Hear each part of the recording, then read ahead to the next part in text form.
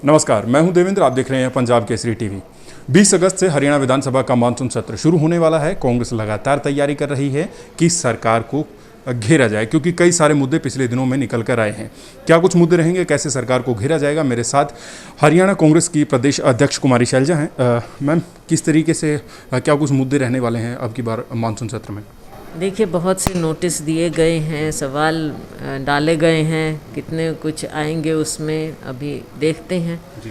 सत्र बहुत ही छोटा है, मुद्दे बहुत ज़्यादा हैं, क्योंकि पिछले कुछ समय में आपने देखा, चाहे कोरोना का समय हो, उस समय सरकार पूरी तरह से फेल हुई है। वो दूसरा चरण था, अब तीसरा भी चरण आने वाला है लोग कहते हैं, और ये सरकार आगे क्या तैयारी में है कुछ लगता नहीं। ना हॉस्पिटल्स में क्या इन्होंने बेहतर सुविधाएं की हैं, डॉक्टर्स कितने नए लेकर आए हैं, नर्सेज, पैरामेडिक, उसके ऊपर सरकार को जवाब देना होगा। आगे की तैयारी के ऊपर हमारे युवा हैं, उनकी बेरोज़गारी बढ़ती जा रही है एक और दूसरी ओर जहां रोज़गार मिलना भी चाहिए वहां भी कुछ नज़र नहीं आ रहा, क्योंकि एक एक करके सारे पेपर लीक हो जाते हैं, परीक्षाएं रद्द हो जाती हैं, तो युवाओं को कुछ दिखता नहीं। उनके माँ बाप सोचते हैं कि बच्चे पढ़ लिख गए हैं, उनका क्या होगा। शिक्षा का बुरा हाल है। आने वाले समय में ये बताएं कि हमारे कितने बच्चे कॉलेजों में एडमिशन ले पाएंगे, क्योंकि जो पास हुए हैं वो ज़्यादा संख्या में हैं। कॉलेज की सीट जो अंडर ग्रेजुएट होनी चाहिए वो बहुत कम है, तो वो बच्चे कहाँ जाएंगे। बहुत से सीरियस मामले हैं। महंगाई इतनी ज़्यादा बढ़ती जा रही है, उसके बारे में सरकार को जवाब देना होगा। जो हमारा कृषि क्षेत्र है उसके बारे में बताएं, किसानों की आमदनी कैसे दुगनी हुई। आपने तो दावा किया, लेकिन किसान, हमारा अन्नदाता मजदूर सड़क पर बैठा है, पेट्रोल डीजल बढ़ता जा रहा है, कौन सी आमदनी दुगनी हुई? उल्टा बेचारे की जो हालत कर दी है 3 काले कृषि कानून लाकर। तो बहुत सी बातें हैं जिन पर सरकार को जवाब देना होगा। पिछले जब से भाजपा सरकार आई है करीब 7 सालों में कई बार पेपर लीक हुए हैं। आप भी कह रहे हैं कि ये काफ़ी बड़ा मुद्दा है और हरियाणा में ज्वलंत मुद्दा है। इसको लेकर सरकार कानून लाने जा रही है ताकि ऐसा ना हो और सख्त जो है वो सज़ा दी जाए। आपको क्या लगता है, इससे कोई फ़ायदा होगा? ये तो लोगों की आंखों में धूल झोंकने की बात है। जो असली मुद्दा है, जवाब तो देना दूर है, अब ये नई बातों में लोगों को उलझाना चाह रहे हैं कि हम नया कानून लाएं। कानून तो पहले बहुत पर्याप्त थे, लेकिन इतना सिस्टम का फेलियर कैसे हुआ, और एक बार नहीं बार बार हुआ, उसका जवाब तो इनको देना होगा।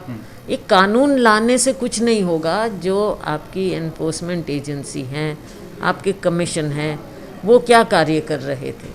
असली सवाल तो वो है, उसमें आप टोटली फेल हो चुके हैं।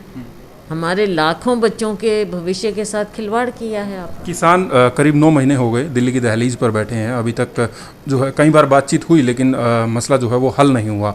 किस तरीके से देखते हैं सरकार का जो रवैया है? सरकार का रवैया एकदम अड़ियल रवैया है। ये किसान मजदूर से बात नहीं करना चाहते। पहले भी दिखावा किया, अब वो दिखावा भी नहीं है, और किसान को उसकी बदहाली पर छोड़ रखा है। ऐसे ही ये देश नहीं चल सकता। आपने क्या उनको वायदा किया था हमारे किसान को कि आपकी आमदनी दुगनी करेंगे?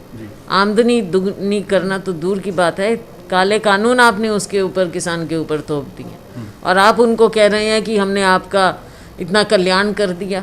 अगर कल्याण कर दिया होता तो किसान को आप समझा क्यों नहीं पाए हैं? इतना समय आ गया है, समझा सकते नहीं, क्योंकि ये काले कानून है और किसान के हित में नहीं, कॉरपोरेट के हित में। मैम, क्या आपको लगता है कि संगठन नहीं है तो संगठन होता तो और ज़्यादा मजबूती से कांग्रेस जो है वो खड़ी होती? देखिए, जो हमारा कांग्रेस जन है वो किसी पद का मोहताज नहीं है। पद तो चंद लोगों को मिल पाता है, लेकिन कांग्रेस जन पूरी तरह से समर्पित होकर कांग्रेस पार्टी के प्रति, कांग्रेस की विचारधारा के प्रति, लोगों के प्रति और अपने नेतृत्व के प्रति, राहुल जी, सोनिया जी के प्रति समर्पित होकर दिन ब दिन जब जहाँ ज़रूरत होती है, आप देखते हैं कि कितना आंदोलन चलाना हो, हर रोज़ सड़क पर आना हो, हमारा कांग्रेस जन पूरी तरह से, पूरे उत्साह से, जोशो खरोश से लोगों के मुद्दे उठा रहा है। लेकिन संगठन भी हमारा ज़रूरी है और वो जल्दी शीघ्र बन जाएगा। जी, बहुत शुक्रिया। कुमारी शैलजा हरियाणा कांग्रेस की अध्यक्ष मेरे साथ थी और उन्होंने तमाम मुद्दों पर मेरे साथ बात की। मैं हूं देवेंद्र, देखते रहिए पंजाब केसरी टीवी। नमस्कार।